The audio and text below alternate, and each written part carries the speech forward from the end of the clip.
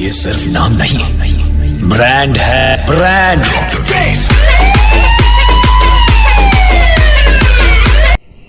नमस्कार दोस्तों, आज हम बात करेंगे एक अच्छा और सफल वकील बनने के लिए हमें क्या क्या करना चाहिए और एक अच्छे और सफल वकील के क्या क्या लक्षण होते हैं, उनके अंदर क्या क्या वो गुण होते हैं जिससे कि वो एक अच्छा वकील बन जाते हैं। आज इसके बारे में हम डिस्कस करेंगे।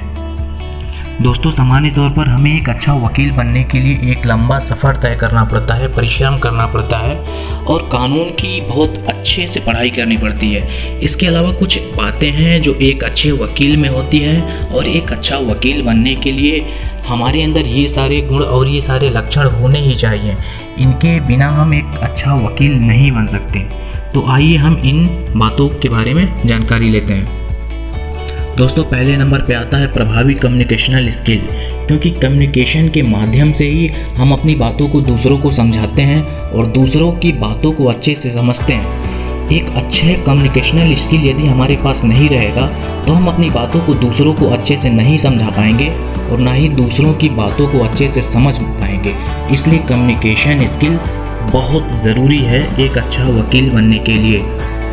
दोस्तों, दूसरे नंबर पे आता है स्वतंत्र एटीट्यूड, यानी कि हमें स्वतंत्र रहना होगा, अपने कार्यों को खुद करना होगा, अपने फैसले को, अपने डिसीजन को खुद लेना होगा, किसी और के भरोसे नहीं रहना होगा।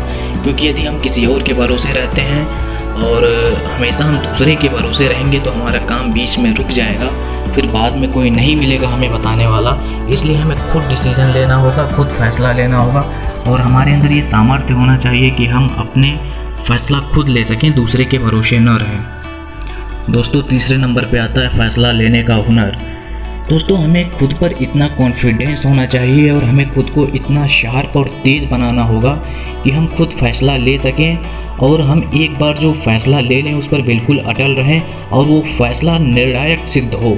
हम अपने फैसले को बीच में न बदलें, क्योंकि यदि हम अपने फैसले को बीच में बदलेंगे तो हमारा जो कार्य है वो कमज़ोर हो जाएगा और हम अपने मकसद तक नहीं पहुंच पाएंगे। इसलिए हमें खुद को इतना शार्प रहना होगा और फैसला लेने से पहले हमें विचार विमर्श करना होगा और उसके बाद एक अटल फैसला लेना होगा जो निर्णायक सिद्ध हो। दोस्तों, तीसरे नंबर पे आता है रिसर्च और विश्लेषण। रिसर्च और विश्लेषण करने का गुण हमारे अंदर होना ही चाहिए, क्योंकि हमें किसी जानकारी को प्राप्त करने के लिए रिसर्च और विश्लेषण करना पड़ता है। और जब हम विश्लेषण और रिसर्च करने के लिए निकलते हैं तो हमें बहुत ढेर सारी जानकारियाँ मिलती हैं, जो सारी जानकारियाँ हमारे काम की नहीं होती। इसलिए हमारे पास रिसर्च और विश्लेषण की शक्ति होनी चाहिए, जिससे हम भारी भरकम जानकारियों में से अपने काम की जानकारी को निकाल सकें और उसका उपयोग कर सकें। तो ये गुण हमारे अंदर होना ही चाहिए एक अच्छा वकील बनने के लिए, क्योंकि ये बहुत ही ज़रूरी है। दोस्तों, पाँचवें नंबर पे आती है लोगों की बात समझने की स्किल।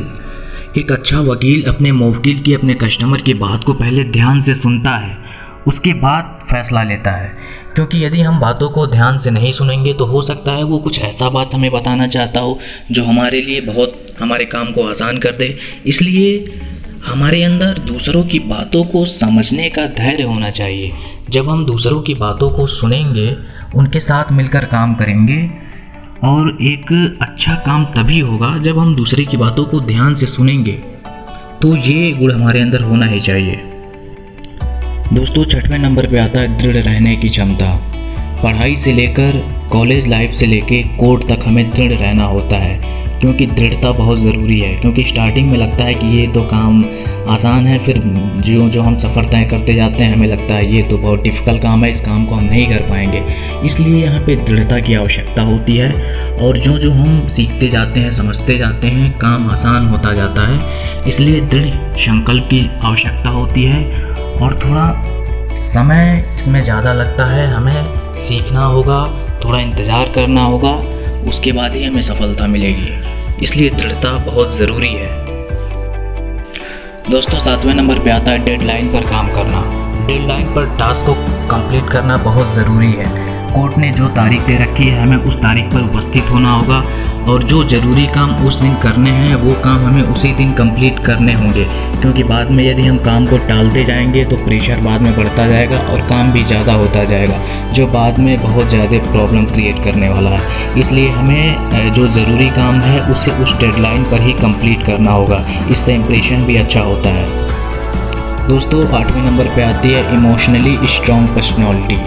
इमोशनली स्ट्रॉन्ग होना बहुत ज़रूरी है, क्योंकि हम कुछ लोगों को देखेंगे जो वीक हैं, कमज़ोर हैं, उन्हें देख के हम इमोशनली वीक हो जाएंगे। तो इमोशन से काम नहीं होता कोर्ट का, वकील लोगों का, इसमें सबूत और गवाहों के हिसाब से ही काम होता है। इसलिए हमें इमोशनली मजबूत होना होगा, प्रेशर में भी काम करने की क्षमता अपने अंदर डेवलप करनी होगी, हार नहीं मानना होगा। इसलिए ये ज़रूरी है, हमें इमोशनली स्ट्रॉन्ग होना बहुत ज़रूरी है। यदि आप एक वकील हैं, वीडियो आपको पसंद आई हो तो चैनल को सब्सक्राइब करें, लाइक करें और शेयर करें। धन्यवाद।